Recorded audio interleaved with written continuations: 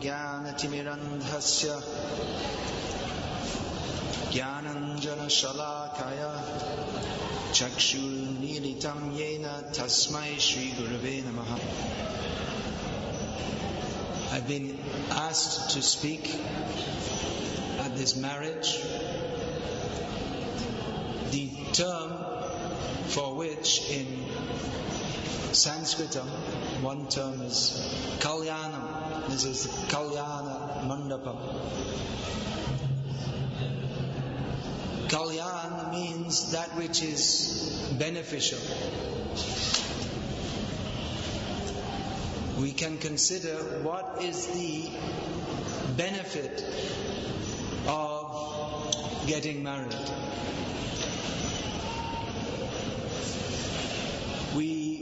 Before the marriage is arranged, we want to see if the boy is a good match for the girl is a good match for the boy. And the parents, they have so many considerations. What are the educational qualifications? What is the caste? What is the background of the family? If arrangement is there for income, all these considerations are there. So that there can be kalyan, there can be benefit for both the boy and the girl, and for the families on both sides. More than this, kalyan, what is actual kalyan? It has to be considered, what is the purpose of life? That means spiritual kalyan. Whatever material benefit is there will be finished in due course of time. However healthy and wealthy the boy and girl are, they will have to leave these bodies, as we all have to do. Human life is meant for God realization, for understanding who we are and who is God, what is our relationship with God. So the kalyana can actually be if the boy and girl enter into marriage not so much for the sake of living happily and peacefully in this world, which we certainly hope that they will do, but that they can together make spiritual advancement. Therefore, this vivaha, another term is vivaha. This is vivaha sanskar. Sanskar means that which makes an impression or a difference in our consciousness. That husband and wife, they should come together for the sake of executing dharma. Therefore we have the terms dharma patni or sahadharmini. Wife is not accepted primarily for the sake of material enjoyment. We don't have the word sahabhogini, but the term is sahadharmini. That husband and wife should together execute dharma. So your family background is Brahmana, and traditionally in the Brahmana families there would be daily yajna in the home, and the home life centers around performing yajna, and the wife will assist. Without the wife being present, the yajna is not complete. Unfortunately, nowadays these traditions have become forgotten under the pressure of modern life. But actually, marriage is meant primarily that husband and wife can execute dharma together. There are many duties to be performed. Important duty is also producing children as an act of dharma. Manu Maharaj says that one should accept a wife for the sake of producing sons, and sons will offer pinda, putrate kriyate bharya, putra pinda prayojanam, that the wife is accepted for producing sons, and the sons they offer pinda, and in this way all the previous generations are served. So it's not that only that the boy and girl join for the sake of themselves, nor even for the sake of the present family, but for all the previous generations. So it's a very great consideration. Previously the marriage ceremonies would go over several days. Depending upon the caste, it would go over several days. Now we're having the wedding reception. Previously there was no such thing in Indian culture as wedding reception, where everyone comes together, but previously everyone was together for 5 days, 6 days, 7 days. So many rituals to be performed. Nowadays, under the influence of modern life, that has become curtailed, that has become cut down. But this sanskar, this vivaha sanskar, there were so many details to be performed just to create an impression between the husband and wife, the boy and the girl. What is our responsibility in family life? Nowadays we think that mostly the responsibility is put down to how much money can be brought. But that is not the main responsibility of family life. The wife is dharma patni and the husband is pati guru. He is their husband or the boy in his childhood. Again, we're talking about the traditional system. He is trained as a brahmachari.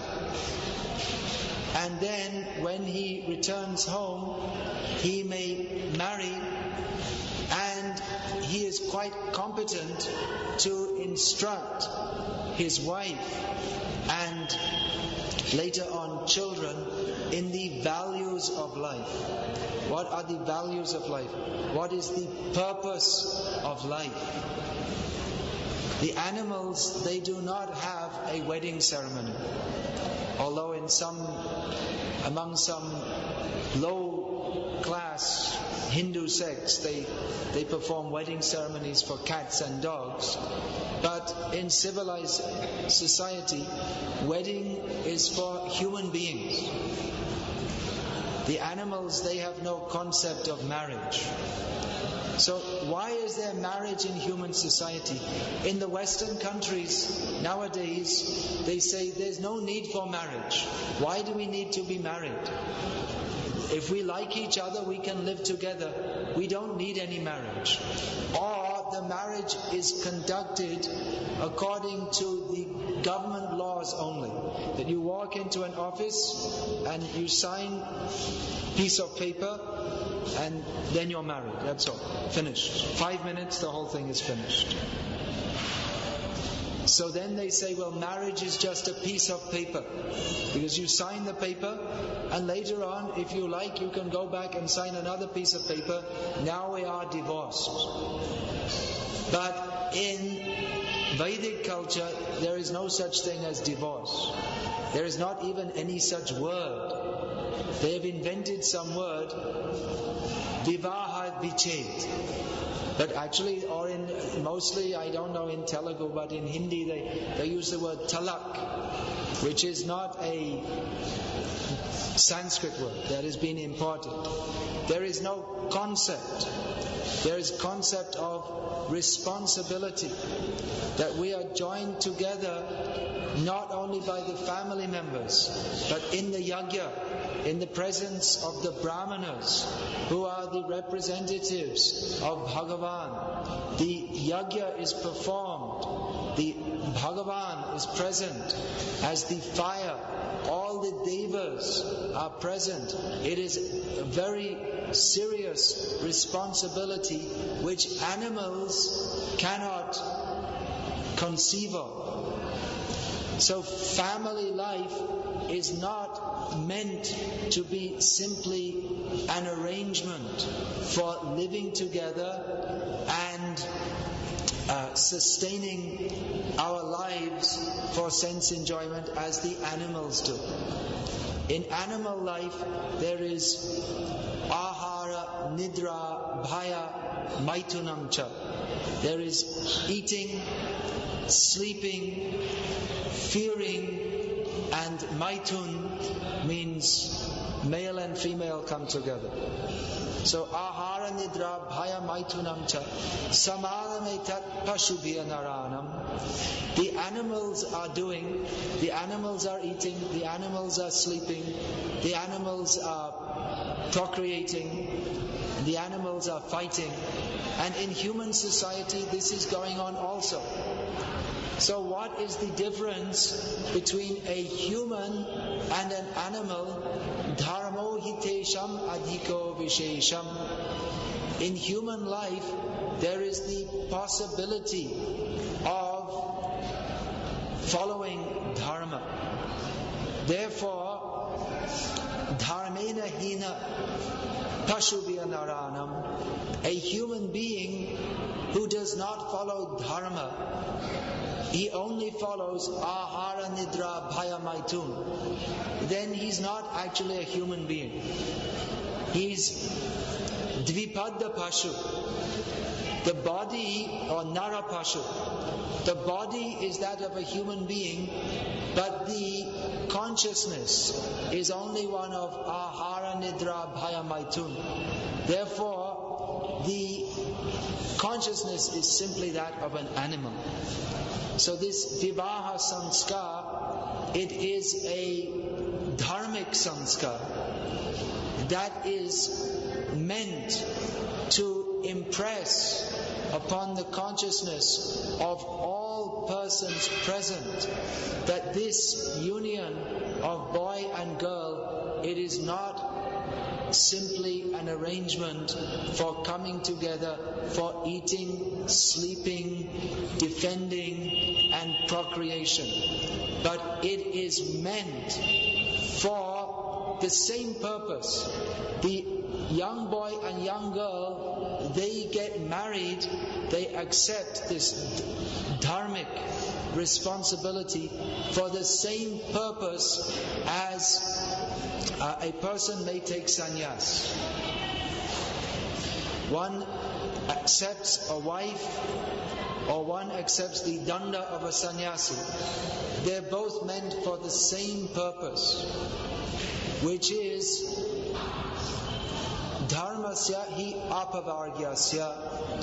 All dharmic arrangements are meant for, they're ultimately meant for apavarga, meant for moksha, meant for liberation. Now we may ask, how is it that this vivaha sanskar is meant for mukti or moksha? One term for family life is sansar, samsaric jivan. So family life is generally considered the opposite of moksha is bandhan, and family life means you come together, you tie together the cloth, that is bandhan. So it means to be tied up, and with this understanding, persons accept sannyas with the idea that we are free from samsara bandhan, and now by accepting sannyas, we shall attain moksha. But in the Vaishnava concept, you're all from Smarta background. Smarta is also ultimately meant for serving Vishnu. So in the Vaishnava concept, Vivaha Sanskar and Sannyas Grahan, they're both meant for the same thing. Vivaha Sanskar is also meant for mukti because that is meant for serving Vishnu. Husband and wife should come together with the very high aim of serving Vishnu. Not for ahara nidra bhai maithun, that will be there. But the purpose of an actually dharmic vivaha sanskara is for param kalyanam. Kalyanam doesn't mean to make an arrangement for ahara nidra bhaya maithun. That is not kalyanam. Because the animals, they are also having ahara nidra bhaya maithun without vivaha sanskara. So actual kalyanam means that this coming together is meant for a higher purpose. Therefore, it is a religious ceremony. It's simply going into the government office and signing a piece of paper, that there is no kalyanam. But the religious ceremony means that this joining together of husband and wife is being done so under the supervision of the Brahmanas, who are the representatives of Vishnu, for the sake of serving Lord Vishnu. This is the very high purpose of Vivaha Sanskar.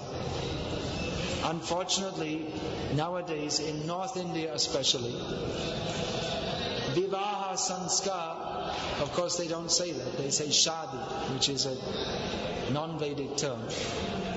It's become more like a party, and they play cinema music, and the whole atmosphere is one of let us enjoy. And they make a big show and have how much money you spend. It's for prestige, you have to spend lots of money and have, in some communities they also have meat and alcohol served because they think this is very prestigious. But then there's no kalyanam. Kalyanam means that we should come together for the sake of dharma, which means atma shuddhi. But if there's cinema music and booze and meat, then where is the kalyanam? There's no atma shuddhi. It's simply atma dushan. So all these rituals which are going on, still we're very happy to see that at least some communities in India to some extent are still following their dharma to some extent. We should understand the purpose of this. All this is meant for fulfilling the highest purpose of human life. The highest purpose of human life is to understand who we are, who is Bhagavan, what is our relationship, and act within that relationship. So those who are actually accepting Vivaha Sanskar for the sake of purification, such grihastas, they are in a better position than those who accept sannyas simply for the sake of filling their stomach. Sannyas is supposed to be glorious, but it is glorious if one accepts sannyas for the sake of glorifying Vishnu. But if one does not glorify Vishnu, his sannyas is completely bogus. And if a grihasta by his activities, by his occupation, by his character, glorifies Vishnu, then he is equal to a sannyasi. So this all might seem very strange, that here I am, Vaishnava sannyasi, although a few generations ago it could not be imagined how anyone from the Western countries could be a sannyasi and speaking to a community of Brahmanas, because the Westerners, they are Mlech Jati, they are Asprishya,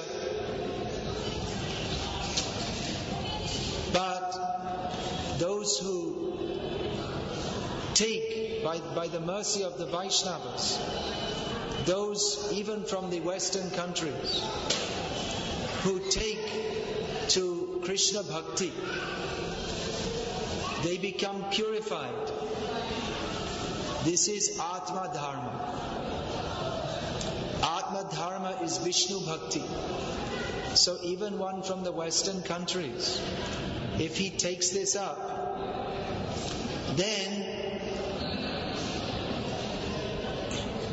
he becomes purified, and even persons from the very pure Brahman caste of India, who are culturally so much better than the Mlecha Jati of the Western world, even they can learn the essence of spiritual knowledge from those who are superficially within Western bodies. So it may seem very strange that I am coming from the Western world and speaking to you about Dharma, but that is mandated by Shastra. Shat karma nipano vipra mantra tantra visharadaha avaishnava guru nasyat vaishnava swapacha guruhu. Generally, Brahmanas are supposed to be gurus. Guru means who teaches what is the actual purpose of life. Brahmana doesn't mean simply born in a Brahmana family, but he should practice Brahma Dharma and Brahmanya Dev, Namo Brahmanya Devaya, Go Brahmana Hitaya Cha, Jagat Hitaya, Krishnaya, Govindaya, Namo Namaha. Krishna, Bhagavan, is to be worshipped by the Brahmanas. So one who worships Krishna should be known as a Brahmana, and one who is expert in mantra and tantra and so many activities, but does not recognize that Vishnu is supreme, then he cannot properly teach others. Whereas one who does recognize that, even if he's from a family of dog eaters, he should be guru. So it may seem very strange that Madhav, who is to be married here, he has accepted Vaishnavi Diksha from myself, who am representing Paramahamsa Mahabhagavat A.C. Bhaktivedanta Swami Srila Prabhupada, that though he's from a very high caste Brahmana family, for further spiritual development, he has accepted myself as a representative of the Guru Parampara, Vaishnav Guru Parampara, that is meant to give us the spiritual guidance by which we can make our lives perfect in all respects. So he has kindly invited me here to speak to you, and you have very kindly listened. And I request you to please listen to Madhav, whose Vaishnav name I was given as Madhav Gopinath Das, that although he may be junior to you, in some ways this may be difficult for you to accept, but in some ways now he's become senior to you, inasmuch as he has taken up spiritual life very seriously. In modern India, people tend to respect those who have gone to America. They think it's something very prestigious. So he went to America, and in America he got something very wonderful, which is the real Sanskriti of India, which is Vishnu Bhakti. So now he's practicing that very seriously. And I request you to please listen to what he has to say and how he is conducting his life. He's seen America. He's seen how much opportunity there is there for enjoyment, material enjoyment. But he has decided that material enjoyment is not the purpose of life, or he has realized this, that material enjoyment is not the purpose of life, and that to understand the purpose of life, we have to follow dharma very strictly and very carefully, and study Bhagavad Gita and study the Shastras, and in this way be a real Brahmana. So I request you to listen to him. This Kalyana will actually be for his Kalyana, because he's accepting a wife not for the sake of Ahara Nidra Bhaya Maitun, but for the sake of executing Dharma. And of all dharmas, Savai Pungsang Paro Dharma Yato Bhaktir Adhoksaje. He has understood that the Param Dharma is service to Krishna. So you please all consider this, how we can all make our lives Mangalam. Kalyana means Mangalam. The wife accepts the Mangal Sutra. So how we can make our life auspicious in the best possible way by following the process of Krishna Bhakti. Thank you very much for listening to me. I'm sorry I couldn't speak in Telugu. I didn't learn Telugu. I should have spoken in Telugu, but I don't know. I know Hindi and Bengali, but they're not very useful here. Actually, the Brahmanas, they all used to speak in Sanskritam. But whichever language we speak, we can request everyone to please chant Hare Krishna. Would you like to chant Hare Krishna? Alright, so I can say in Telugu, Chapandi, Hare Krishna. So we can have a few minutes kirtanam. But I'll chant. Mukunda Prabhu, would you like to come?